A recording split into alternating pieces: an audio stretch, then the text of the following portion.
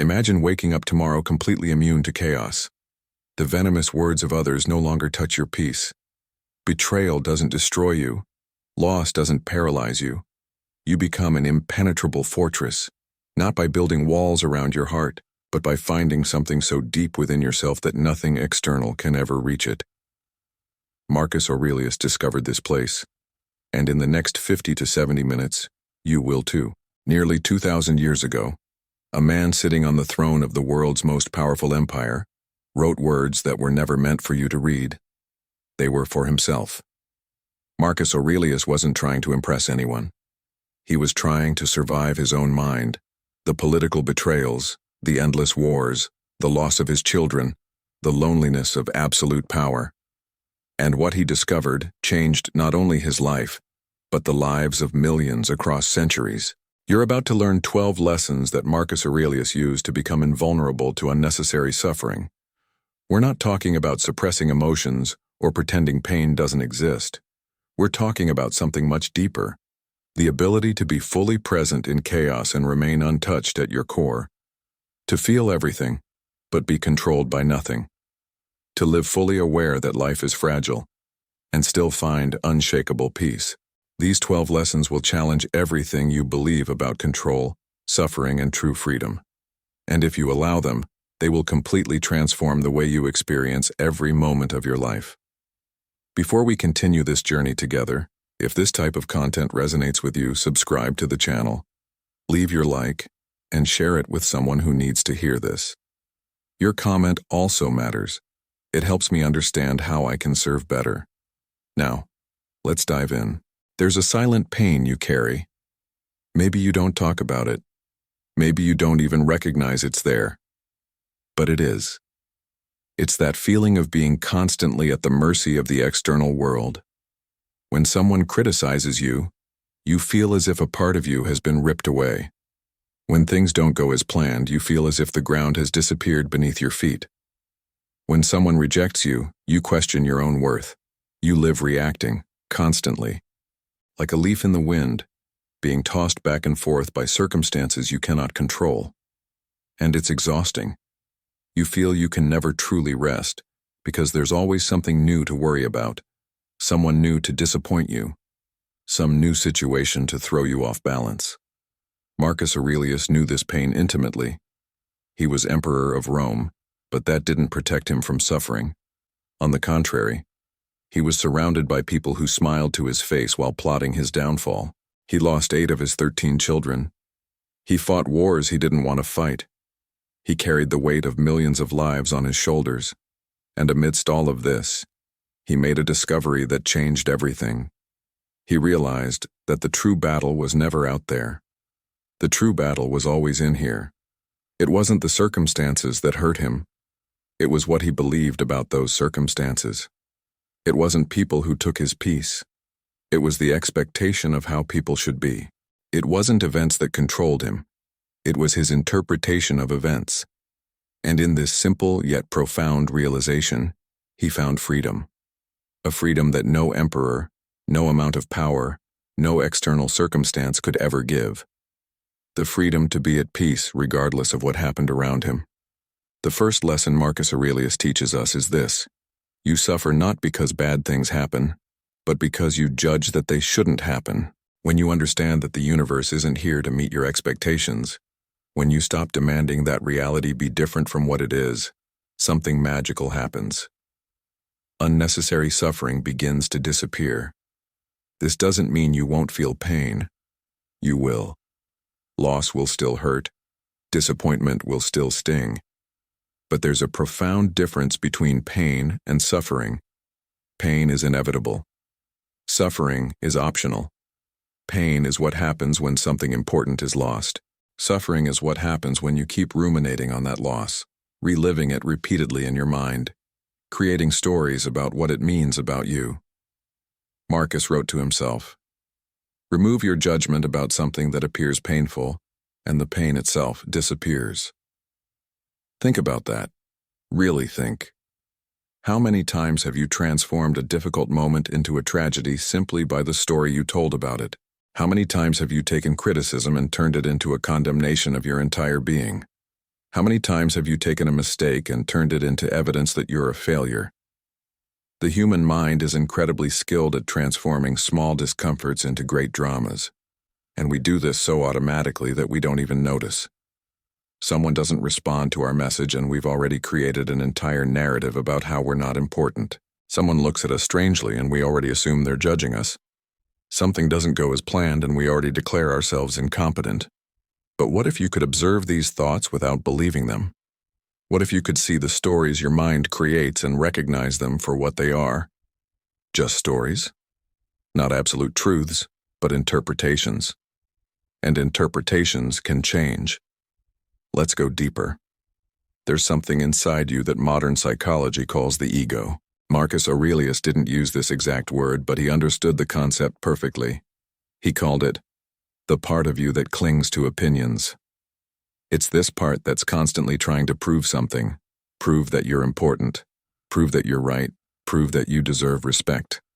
And it's this part that suffers, because the ego needs constant external validation.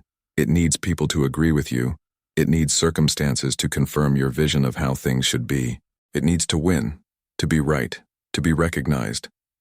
And when that doesn't happen, the ego collapses. Imagine you're like a lake.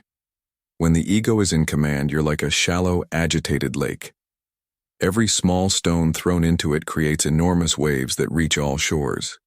Every wind disturbs the entire surface. You're constantly reacting to everything. But Marcus discovered there's another possibility. You can become like a deep lake. When a stone is thrown into this lake, it creates waves on the surface, but just below, in the depths, there's a perfect stillness that's never disturbed. The waves come and go, but the essence of the lake remains unchanged. This depth is what the Stoics called the inner citadel. It's a place inside you that no external circumstance can reach, not because you've built walls around your heart, but because you've found something so fundamental, so essential within yourself, that it simply doesn't depend on anything external to exist. The second lesson from Marcus Aurelius is about this inner citadel. No one can invade the fortress of your mind without your permission. People can say cruel things, but they only become true if you agree with them. Circumstances can be challenging, but they only become unbearable if you believe they are. You carry the keys to your own prison, and you also carry the keys to your freedom.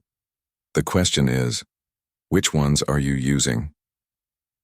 Think of someone who has deeply hurt you with words. Those words still echo in your mind sometimes, don't they? But here's the liberating truth. Those words have no power of their own. They're just sounds, just vibrations in the air that dissipated long ago. What still hurts you isn't the words themselves. It's the meaning you continue to give them. It's the unconscious decision to believe them, to make them part of your identity. Marcus invites us to do something radical, to withdraw our consent, to simply not allow external opinion to determine our internal worth. But this requires practice. It requires constant vigilance over one's own thoughts. It requires the courage to question every belief that arises in the mind. The third lesson is about perception. It's not things that disturb you, but your opinion about things. Marcus wrote this repeatedly in his meditations because he knew how easy it is to forget. How easy it is to fall into the trap of believing that our emotional reaction is caused by the external event, when in reality it's caused by our interpretation of the event. Let that sink in. You have a power you may never have fully recognized, the power to choose how you interpret any situation. Someone interrupts you in a conversation. You can interpret it as disrespect and get irritated, or you can interpret it as the person's enthusiasm and continue in peace. The event is the same.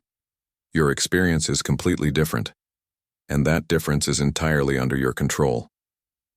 Now we arrive at a crucial point. Understanding these ideas intellectually is one thing. Living them is completely another. Marcus Aurelius wasn't interested in philosophy as an intellectual exercise. He was interested in philosophy as medicine for the soul, as a practical tool of transformation. The fourth lesson he offers us is about immediate action.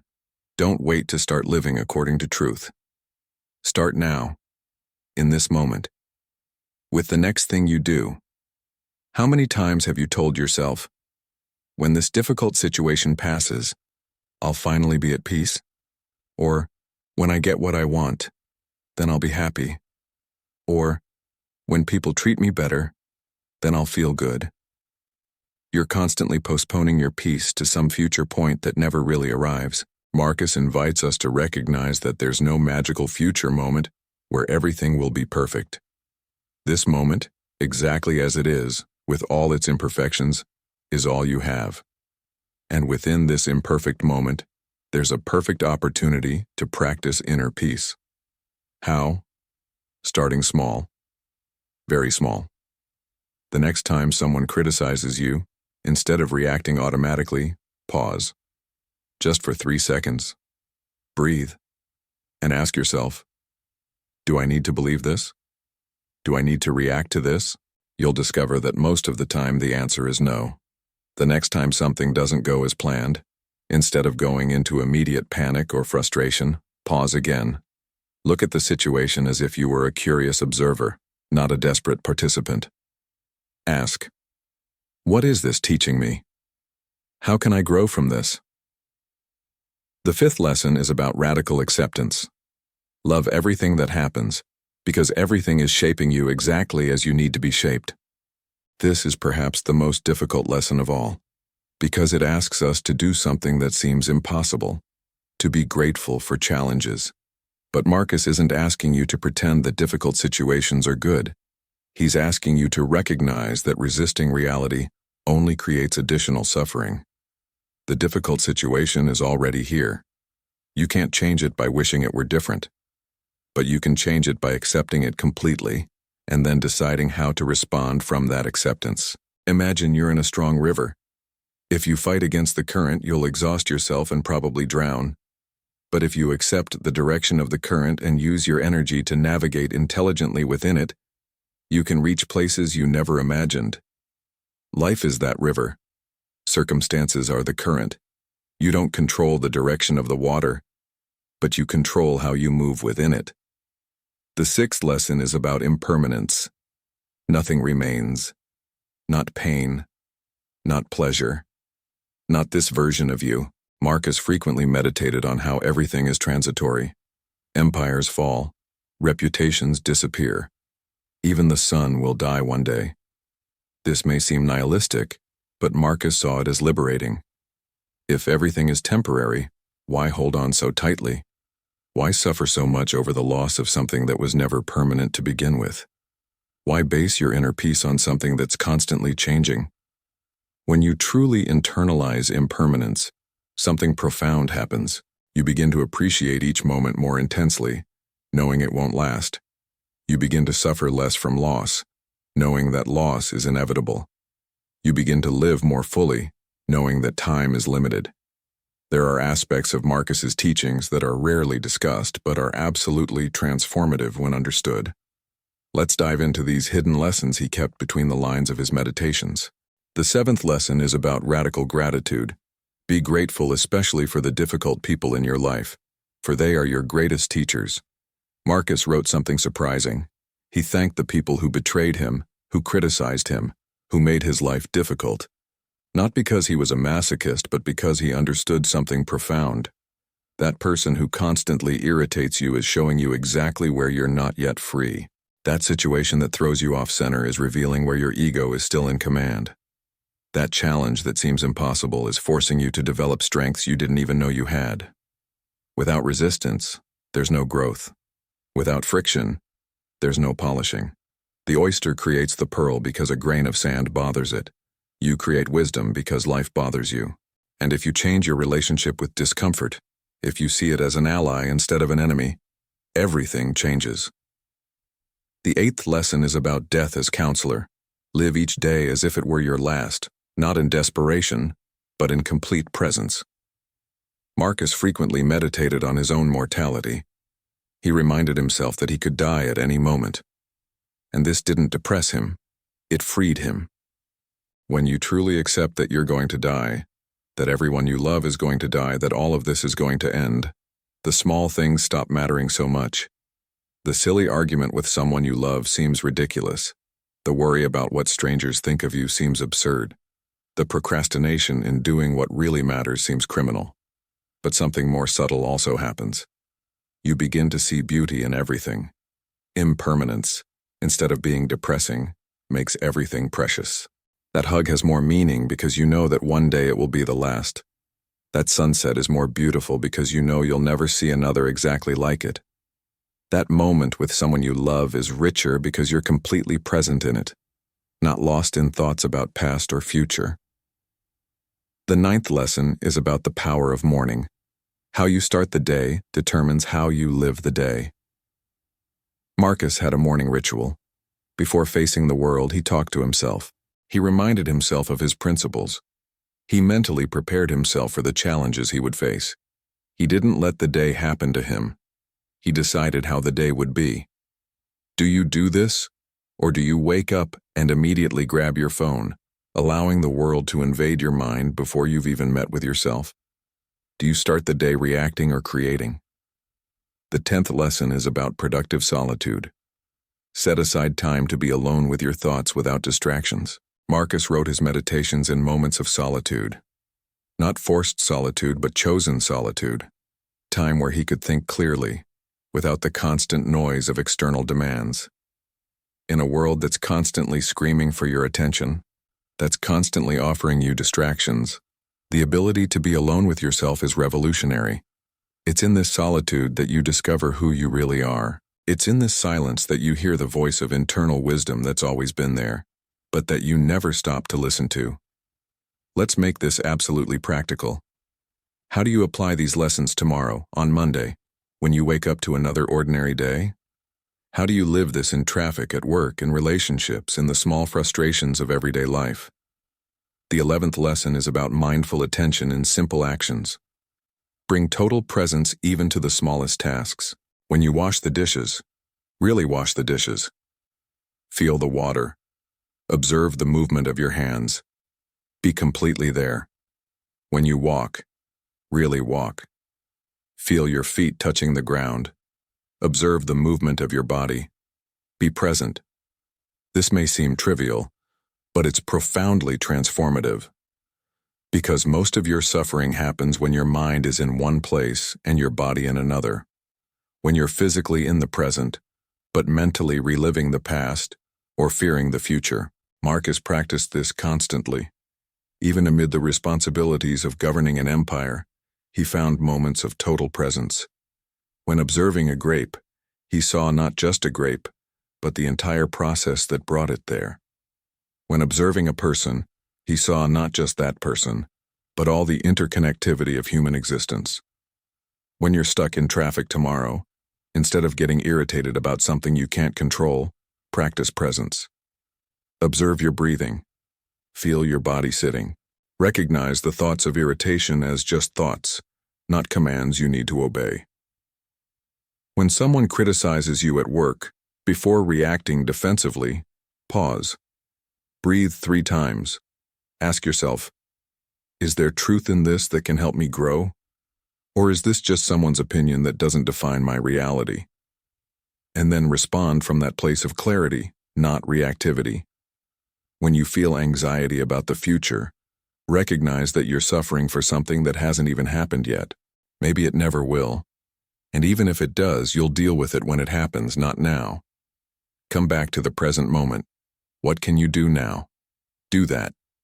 The rest is imagination. The 12th lesson, the final lesson Marcus offers us, is perhaps the most powerful of all. You are not your thoughts. You are the one who observes the thoughts. This distinction changes everything. You've spent your entire life believing you are that voice in your head. That constant commentary, that judgment, that worry. But if you stop now and really observe, you'll realize there's you and there are the thoughts. They're 2 different things. Thoughts come and go. You remain. Thoughts change constantly. You, the consciousness that observes these thoughts, remain constant. And when you recognize this experientially, not just intellectually, you find a peace that nothing can disturb. Because now you're no longer hostage to every thought that passes through your mind.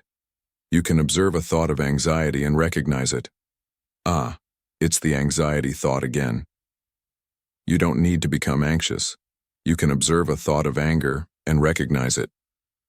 Interesting. Anger is appearing. You don't need to become anger. This is the ultimate freedom Marcus discovered.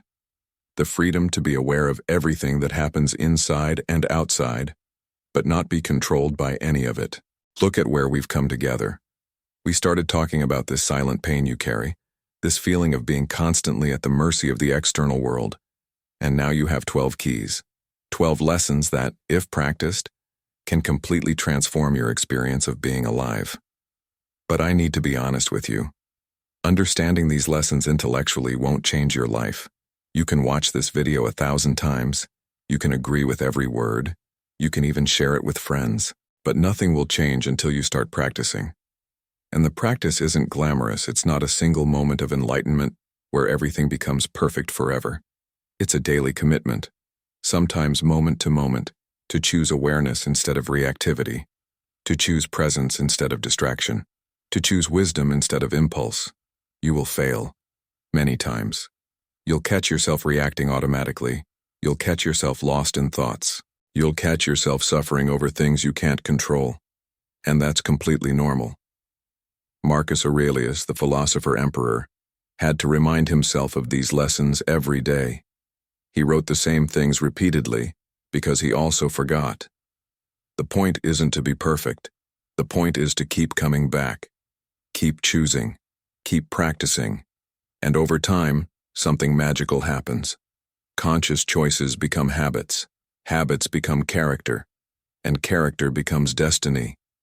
You have a choice now. You can go back to life exactly as it was before this video. You can let these ideas be just more interesting information you consumed and forgot. Or you can do something different. You can choose one lesson, just one, and commit to practicing it today. Maybe it's the lesson about pausing before reacting. Maybe it's the lesson about being grateful for challenges. Maybe it's the lesson about total presence in the moment. It doesn't matter which one. What matters is that you choose one and practice. And tomorrow practice again. And the next day practice again. And slowly, imperceptibly at first, you'll notice changes. You'll notice that person who always irritated you no longer has the same power over you. You'll notice that situation that would make you anxious now finds you more centered. You'll notice you're reacting less and responding more. Marcus Aurelius lived nearly 2,000 years ago. He never imagined that his private words, written only for himself, would be read by millions of people across centuries. But they survived because they touch on something eternal, something that transcends time and culture. The fundamental human condition hasn't changed. We still suffer. We still fear. We still desire. We still struggle with our own mind. And the solutions Marcus found still work, because they touch on the fundamental truth of human experience. You're not alone on this journey. All the great sages of history have walked the same path. All of them struggled with the same internal demons. All of them discovered the same fundamental truths, just expressed in different languages. And now you have these truths. You have these tools. You have everything you need to begin transformation. The only question that remains is, will you use them? Marcus Aurelius once wrote, "The impediment to action advances action. What stands in the way becomes the way. The obstacle is the path." Everything that's challenging you now, everything that's making you suffer, everything that seems to be in the way of your peace, is actually the path to it. Don't wait for life to get easier. Don't wait for people to change. Don't wait for circumstances to improve. Start now exactly where you are with exactly what you have. This is the moment. This is your life. And you have the power to completely transform it, not by changing the external world, but by changing your internal world. The 12 lessons are with you now. They're yours. Use them. Practice them. Live them. And one day, maybe months from now, maybe years from now, you'll look back and barely recognize the person who was watching this video today. Because you will have become something greater. Not because circumstances changed, but because you changed. And then, maybe you'll pass these lessons forward to someone who needs to hear them, just as Marcus passed them to us. just as I'm passing them to you now. Wisdom doesn't die as long as it continues to be shared, practiced, lived. Go. Live fully. Love deeply. Be completely present. And remember, nothing external can affect you unless you allow it. You're stronger than you think, wiser than you imagine, and freer than you ever dared to believe. Until the next journey.